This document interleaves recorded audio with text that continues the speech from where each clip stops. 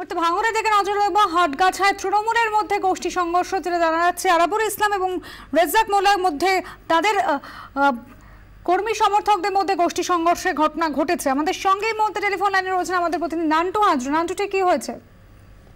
সকাল 9:30 নাগাদ তৃণমূলের দুই গোষ্ঠীর, একদিকে আরাবুল ইসলাম এবং অন্যদিকে রেজ্জাক মোল্লা, তার অনুগামীদের মধ্যে গোষ্ঠী সংঘর্ষে উত্তপ্ত হয়ে ওঠে কেএলসি থানার অন্তর্গত হাটগাছা গ্রাম। যেটা আরাবুল ইসলামের অনুগামী তারা যেটা অভিযোগ করছেন যে সকালে যখন তারা রাস্তা দিয়ে হেঁটে যাচ্ছিলেন সেই সময় ওই হাটগাছা এলাকাতে রেজ্জাক মোল্লার অনুগামীরা জড়ো হয়েছিলেন এবং সেই সময় তাদের উপর রড এবং আগ্নেয়াস্ত্র দিয়ে হামলা চালায় এবং সেই ঘটনায় আরাবুল ইসলামের অনুগামী 3 জন তারা গুরুতর আহত হয়ে ইতিমধ্যেই তারা বিধাননগর মহকুমা হাসপাতালে চিকিৎসার জন্য নিয়ে আসা হয়েছে। মূলত যেটা জানা যাচ্ছে যে এলাকার দখল এবং এলাকা কার দখলে থাকবে সেই নিয়েই মূলত এই ঝামেলা এবং দীর্ঘদিন ধরে এখানে কিন্তু একটা উত্তপ্ত পরিবেশ ছিল এবং আজ সকালে তারা যখন রাস্তা দিয়ে হেঁটে যাচ্ছিলেন সেই সময় তাদের উপর হামলা চালায় এবং এই ঘটনায় কিন্তু এলাকায় উত্তেজনা রয়েছে। ধন্যবাদ নান্টু। 1.5 বছরের বাচ্চাকে স্কুলে পাঠাচ্ছেন, শিখছে ABCD থেকে নাম্বার, কোনো লাভ হচ্ছে না। অক্ষর জ্ঞান নয়, আপনার বাচ্চার প্রয়োজন স্পষ্ট ধারণা, তাতেই মেধার পূর্ণ বিকাশ ঘটে।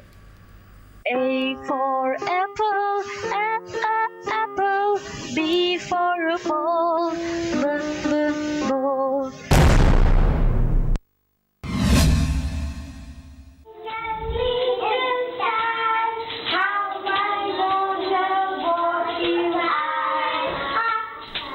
বাচ্চার প্রথম স্কুলে যাওয়া, প্রথম শেখা, প্রথম পড়া মনে থাকবে কিভাবে? বাবা মায়ের বড় চিন্তা এটাই। আগে A for apple, B for ball, C for cat সকাল সন্ধে নাম তার মধ্যেই মুখস্থ করতে বসিয়ে দেওয়া হতো শিশুদের। কিন্তু সমীক্ষায় দেখা যাচ্ছে একেবারে গোড়াতেই প্রয়োজন বাচ্চাদের স্পষ্ট ধারণা তৈরি হওয়া, তাহলেই তার মেধার পূর্ণ বিকাশ ঘটবে।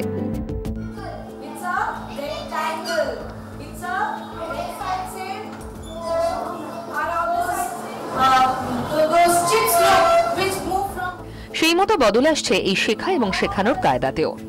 আগেই আলফাবেট বা বর্ণ নয়, বরং কোনো জিনিসের আকার, ধরন, মাপ এগুলো সম্পর্কে ঠিক মতো ধারণা তৈরি হলে নেক্সট স্টেপ আরো সহজ হবে।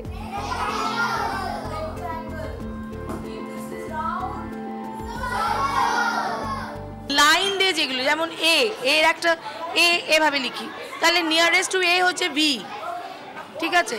তারপরে এল, একটা স্ট্রেট লাইন আর একটা এরকম ব্যান্ড, এরকম ভাবে ওদের যেটা মানে লিখতে সুবিধা হয় বা অ্যাসোসিয়েট করতে সুবিধা হয় সেই রকম জিনিস দিয়ে ওদের ধীরে ধীরে শেখানো হয়। সমীক্ষা বলছে দূরত্ব জ্ঞান, ছবির মাধ্যমে দুটো বা তারও বেশি দূরত্ব বোঝানো হয় বাচ্চাদের, কোনটা কাছে কোনটা দূরে, মূলত এই ধারণা দেওয়াই লক্ষ্য। মাপ জ্ঞান, ছবির সাহায্যে এরকম দুটো জিনিসের আলাদা মাপের ধারণা দেওয়া হয়। সংখ্যা জ্ঞান, একটি গাছে কম ফল আরেকটিতে হয়তো বেশি, এই ধরনের ছবি বাচ্চাদের দেখিয়ে ধারণা দেওয়া হয় সংখ্যা সম্পর্কে। পশু পাখি জ্ঞান, ছবির মাধ্যমে বাচ্চাদের বিভিন্ন পশু ও পাখি চেনানো। রং জ্ঞান, ছবি দেখিয়ে কোনটা কোন রং তার ধারণা গড়ে দেওয়া হয় বাচ্চাদের মধ্যে। গল্প জ্ঞান, বহু ক্ষেত্রে ক্লাসে বাচ্চাদের গল্প শোনানো এবং তারপর তা থেকে প্রশ্ন করে করে বহু জিনিস শিখিয়ে দেওয়া যায়। লাইন জ্ঞান, সিম্পল লাইন, তা থেকেই নানা অ্যালফাবেট তৈরি করে ফেলার টেকনিকও বাচ্চাদের মধ্যে বেশ জনপ্রিয়। 1-2 যখনই শেখাই, ABCDও শেখাই, সেটা একদম ডাইরেক্টলি শেখাই না, খুব প্লেওয়ে মেথডে শেখাই।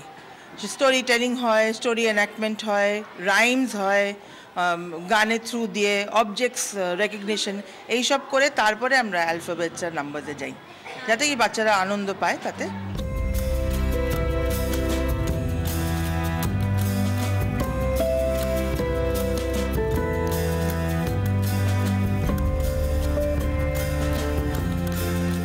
কিছু কার্ভ লাইন, এটাও কার্ভ লাইন, তারপর আমি এখানে কিছু স্কোয়ার অনেক দিয়ে কালার মিক্সিং করেছি।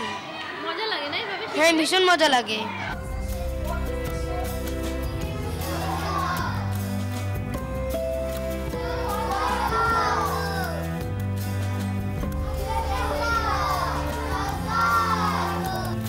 চাপ দিয়ে বা মুখস্থ করিয়ে নয়, মজা করে শিখলেই মনে গেঁথে যায় জিনিসগুলো, এটাই বলছে ইউনিসেফের সমীক্ষা। ব্যুরো রিপোর্ট, 24 ঘন্টা।